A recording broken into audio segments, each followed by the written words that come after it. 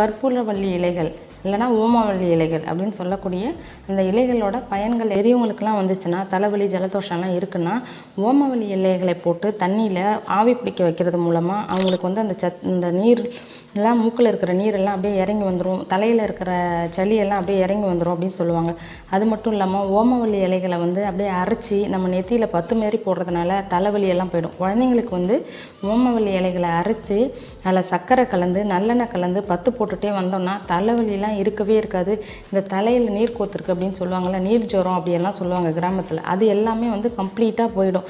இப்போது முழங்கால் வலியெல்லாம் பார்த்திங்கன்னா பெரியவங்களுக்கு வந்து இந்த ஓமவல்லி இலை முழங்கால் வலியெல்லாம் சரி பண்ணுது. இப்போ உயர் ரத்த அழுத்தம் உள்ளவர்களுக்கு பார்த்திங்கன்னா பொதுவாக முழங்கால் வலி, கீழ்வாதம், மூட்டு வலி, முடக்குவாதம், எலும்பு தேய்மானம் இந்த மாதிரியான நிறைய பிரச்சனைகளால் முழங்கால் வலி வந்து ஜாஸ்தியாக இருக்கும். அப்படி முழங்கால் வலி இருக்கிறவங்களுக்கு வந்து பார்த்திங்கன்னா வெளியில் எக்ஸ்டர்னல் பத்தா போடலாம். உங்களுக்கு எப்படின்னா அரைச்சி